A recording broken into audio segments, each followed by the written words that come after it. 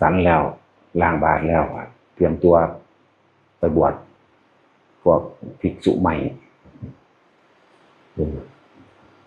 บวชเนี่ยไม่ได้บวชเขามาเล่นเด้อเบิ่งพฤติกรรมเน้นใดครับว่าเป็นตากะเฮาที่ส่งกลับบ้านเด้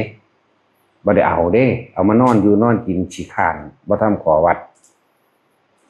บ่บิณฑบาตแล้วก็อ้างหาเหตุผลขี้ตัวทำท่าปวดท้องนึงทำท่าว่าเก็บขาแน่ตั้งแต่ขี้ข้านให้โอกาสมาเป็น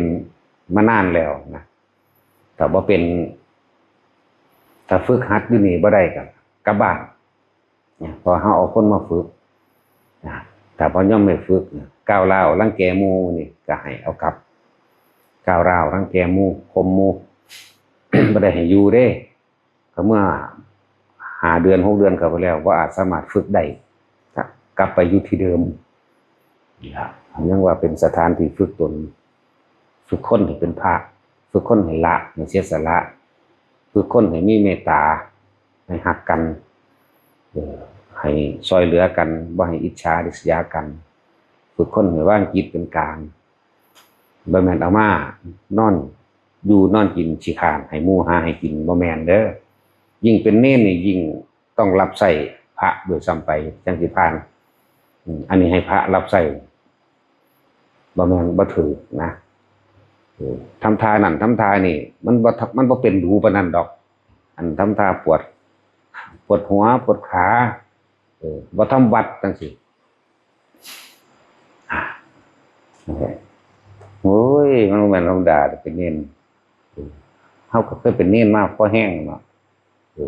พระบักหลายนั่นตะกี้หาดอกไม้เก็บดอกไม้เวลาวันพระมานี่เก็บดอกไม้ให้ทุกองค์นี้องค์ใดบ่ทันมีเฮาเป็นผู้แลนเก็บดอกไม้ให้หมายเพิ่นบูชาพระเพิ่นนั่นแหละบ่ได้ละรวมแบบนี้เด้ตะกี้ก็ได้ บ่ว่าใจตะกี้เขาเจ้ายังปฏิบัติพ่อเสมอกันอยู่เด้บ่ว่าสิบ่เลือกมาธรรมยุทธหรือมหานิกายนี่แหละพระมีเท่าใด10อยู่บ้านนั้นแต่อยู่บ้านแต่ของเองเขาไม่แก้วที่พระบวช90 องค์มั่ง80 องค์มั่งแต่ละพรรษาหลวงปู่อยู่เน้นอีกกับพอแห้ง20-30มันแบ่งเน้นอุปถากพระ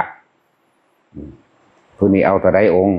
ผู้นี้7 องค์ผู้นี้8 องค์ผู้นี้10 องค์ก็มีเด้ผู้ใดขยันนั่นทั้งถือใส่ดู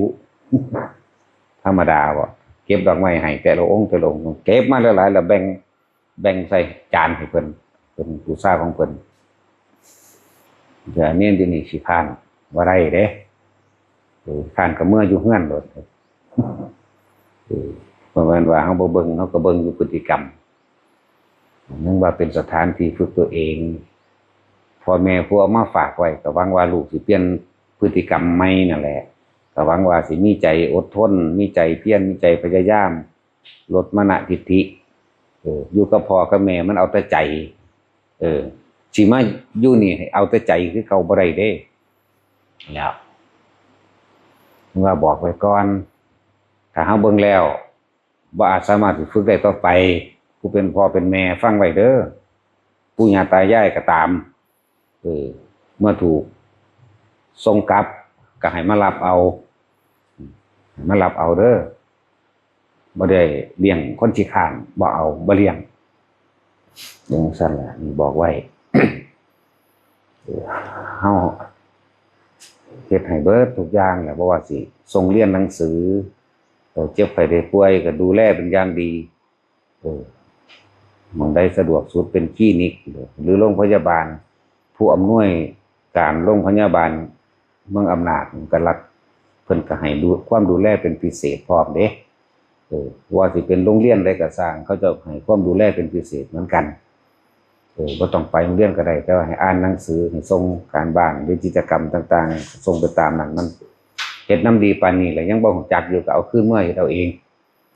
นั่นแหละเวลาทำวัดจังซี่พวกนึงทำวัดอยู่นี่เสียงเรียกว่ากันอย่าให้เห็น3 เทื่อก็ยังว่าอยู่แต่เห็นดูเขาดูนั่นก็คือต้องไป ว่าเอานั่นแหละ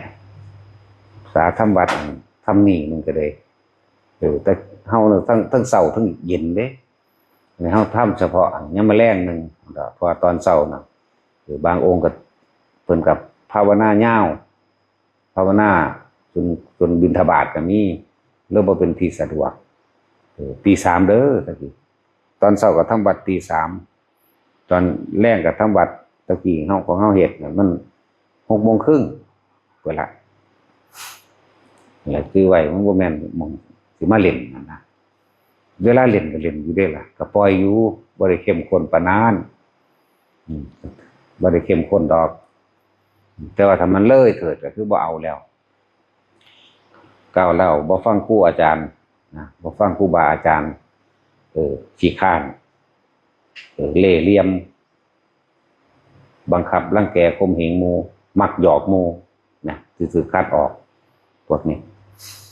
เอาขึ้นเมื่อไปอยู่เฮือนนั่นแหละอย่างสั้นที่เฮาบวชเข้ามาเนี่ยเฮามาฝึกตัวเองมาดัดตนตัวเองเสียสละความเห็นแก่ตัวเสียสละในการฆ่าการลักการทำตามอำเภอใจเสียสละคือบ่จิตตัวโกหกหลอกลวงแล้วก็บ่ให้ห่างออกจากเครื่องดองของมึนเมาอะไรให้ห่างออกหรือว่าขาดออกเลยยิงยาเสพติดซุมื้อนี้ยังสั่นแล้วยาเสพติดทั้งหลายนี่แหละถึงว่าเป็นอย่างเฮาคืออยากให้เอาเน้นมาฝึก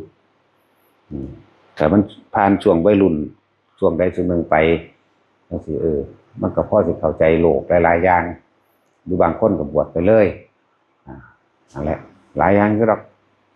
จึงบอกพฤติกรรมว่าผู้ใดสิบ่ว่าบวชพระบวชเน้นก็ต่างเด้อถ้าเบิ่งพฤติกรรมรังแกหมู่เจ้าเล่ห์มันยาบ่เป็นไปตามจริงจังซี่เฮาก็ให้ไปบังคับข่มเหงหมู่ใส่หมู่เน้นก็คือกันพระก็คือกันยังว่าเฮามาสละตนเองสละความเห็นแก่ตัวเฮามาสร้างประโยชน์โลกสร้างประโยชน์ทั้งมนุษย์และอมนุษย์อันใดที่มันเป็นประโยชน์แก่สาธารณชนบุคคลทั้งหลายใดสัตว์ทั้งหลายใดเฮ็ดไปเลยโดยนี้ต่างหากคือสิ่งที่เฮาเฮ็ดแล้วก็จุดหมายสูงสุดของเฮาก็คือพระนิพพานพระนิพพานเท่านั้นถ้าบ่สละตัวเองออกมามันบ่ถึงพระนิพพานดอกฉะนั้นเราก็ต้องเริ่มสละไปตั้งเริ่มต้นแรกตั้งศีล 5บ่ปล้นบ่จี้บ่ฆ่าบ่ลักบ่กระทำตามอำเภอใจตัวเองนะคำว่ากาเมมันบ่แม่นแต่สิประพฤติผิดในกามเรื่องผู้หญิงผู้ชายเด้บังคับความยินดีพอใจ